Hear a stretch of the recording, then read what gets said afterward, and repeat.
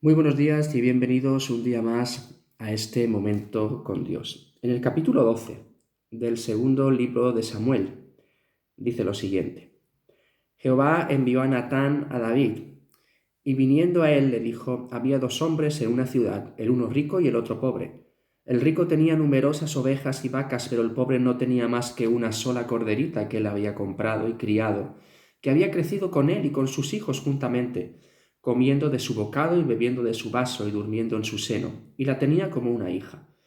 Vino uno de camino al hombre rico, y éste no quiso tomar de sus ovejas y de sus vacas para guisar para el caminante que había venido a él, sino que tomó la oveja de aquel hombre pobre y la preparó para aquel que había venido a él. Entonces se encendió el furor de David en gran manera contra aquel hombre y dijo a Natán: vive Jehová, que el que tal hizo es digno de muerte, y debe pagar la cordera con 4 tantos porque hizo tal cosa y no tuvo misericordia. Entonces dijo Natán a David: tú eres aquel hombre. Así ha dicho Jehová, Dios de Israel: yo te ungí por rey sobre Israel y te libré de la mano de Saúl, y te di la casa de tu señor y las mujeres de tu señor en tu seno. Además te di la casa de Israel y de Judá, y si esto fuera poco, te habría añadido mucho más. ¿Por qué pues tuviste en poco la palabra de Jehová, haciendo lo malo delante de tus ojos? A Urías Eteo heriste a espada y tomaste por mujer a su mujer, y a él lo mataste con la espada de los hijos de Amón. Por lo cual, ahora no se apartará jamás de tu casa la espada, por cuando me menospreciaste y tomaste la mujer de Urías Eteo para que fuese tu mujer. Natán aparece, el profeta Natán, en la vida de David, y durante un tiempo de silencio, un tiempo en el que él había cometido una serie de pecados, porque cuando caemos en un pecado y no lo confesamos, un pecado lleva a otro, a otro, a otro, a otro, a otro, hasta que por el arrepentimiento esa espiral es cortada, ese descenso es cortado. Pero es curioso que, igual que actúa David, ¿cuántas veces nosotros vemos peor el pecado cuando lo cometen los demás? Y juzgamos a los demás muchas veces sin ningún tipo de amor y sin ningún tipo de misericordia, y somos muy duros con el pecado de los demás, pero no somos así con el nuestro. Y muchas veces el mismo pecado cometido por mí y por otra persona, yo soy capaz de juzgar y de señalar y de ser extremadamente duro con la otra persona, cuando en cambio quiero que a mí se me trate de otra manera. Pero al final, el pecado es el mismo y tiene la misma importancia, lo haga quien lo haga. Pero nos convertimos en jueces de otras personas, en señalarles con el dedo. Somos como David, que cuando le cuentan esta historia, dice: el que hizo eso es digno de muerte. Digno de muerte. Y habla de la extremada gravedad del pecado y que la paga por eso debía ser la muerte. Eso es lo que él está diciendo, hasta que el mismo Natán le dice: ese eres tú.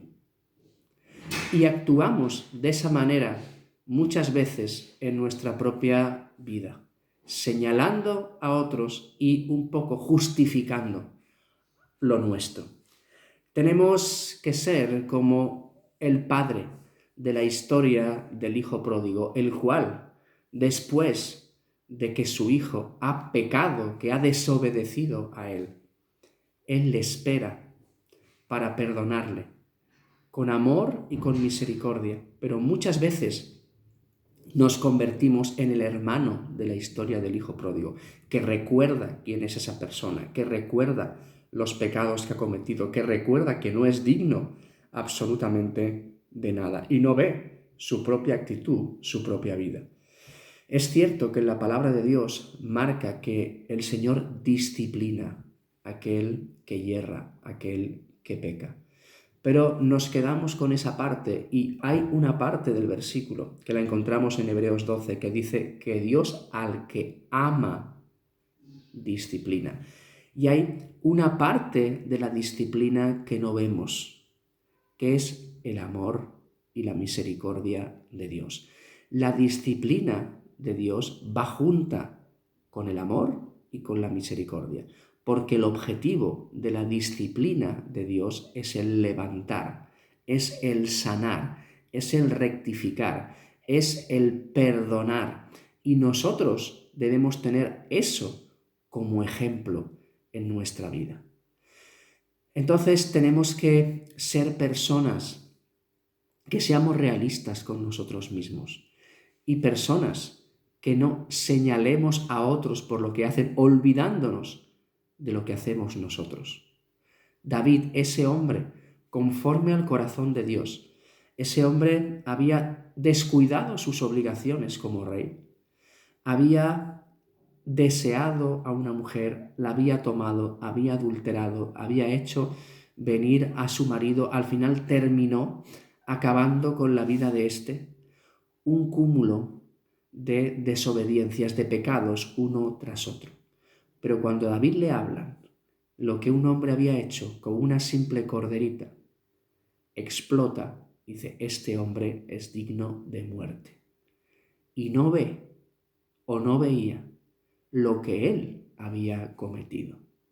Hasta que al final Natán, utilizado por Dios, le dice, ese hombre eres tú. Y ahí, en la historia, vemos que de aquí surgen dos salmos, el Salmo 51 y el 32, en el que David se pone delante del Señor y se arrepiente. David vuelve al Señor y habla que es bienaventurado aquella persona que ha experimentado el perdón y el trato de Dios. Dios es justo, Dios trata con justicia. Él no puede soportar el pecado en nuestra vida, pero Dios perdona, porque Dios ama, pero Él busca nuestro arrepentimiento. Y no hagamos en nuestra vida lo que Dios no hace, ¿no? Qué duros somos con los demás. ¿Por qué? ¿Por qué? Un mismo pecado es más grave si lo comete otro que si lo cometo yo. Y actuamos de esa forma, pero eso no debería nunca ser así. Cuando vemos a otro caer, cuando vemos a otro pecar, no deberíamos alegrarnos, sino que eso debería hacer que se encendiera la luz en nuestra vida y dijéramos, yo no estoy exento de todo esto, yo tengo que vigilar, yo tengo que cuidarme, yo tengo que estar atento. Y no tenemos que ser como esos hombres que nos habla el Evangelio, que somos capaces de ver la paja en el ojo ajeno, pero no vemos la viga que hay en el nuestro. Entonces, tenemos que aprender de esta historia, que debemos de cuidar cómo vemos las cosas. Y un pecado no es más grave si lo comete el de enfrente a que si lo cometo yo mismo, porque delante de Dios son exactamente iguales. Y con el amor y la misericordia que queremos que nos traten a cada uno de nosotros, es el mismo trato que tenemos que tener con la persona que ha errado, con la persona que ha caído, porque al final Dios busca su sanidad, busca su restauración, busca el volverlo a colocar en el camino, el que siga andando, el que siga creciendo, el que siga conociendo a Dios, aunque por un tiempo se haya equivocado, haya hecho algo mal. Y nosotros debemos actuar siguiendo el ejemplo de Jesús. Y es verdad, porque no quiero que en este vídeo parezca que la disciplina no es necesaria. Claro que sí, es necesaria porque es bíblica y porque busca la restauración del hermano que ha caído. Pero tenemos que leer bien bien el texto de Hebreos 12, porque dice Dios que al que ama, a este disciplina. Y esa corrección va de la mano con el amor y con la misericordia. Señor, te damos gracias por este día. Señor, te pedimos que tú nos ayudes a ser realistas, Señor, con nuestra vida. A no ser personas que señalan con el dedo solamente los errores de otros y somos incapaces de ver los nuestros. Que somos mucho más duros con otras personas de lo que queremos que sean con cada uno de nosotros. Y Señor, que vivamos, Señor, también desarrollando ese amor y esa misericordia que tú nos muestras, Señor, para con los demás también, Señor. Que nos ayudemos los unos a los otros a llevar las cargas, Señor, y también que cuando tú ejerces, Señor, una disciplina, una corrección en nuestra vida, que sepamos, Señor, que eso es parte del amor que tú tienes con cada uno de nosotros. Porque igual que nuestros padres nos corrigen, Señor, porque nos aman y no quieren que sigamos equivocados, tú haces lo mismo con cada uno de nosotros. Y es necesaria una cosa sin dejar la otra de lado. Gracias porque tú eres nuestro gran ejemplo. Y nos ponemos en tus manos en este día pidiendo de tu ayuda y de tu dirección, Señor, y te agradecemos todo lo que tú nos das y todo lo que tú nos hablas. En el nombre de Jesús, que el Señor nos bendiga.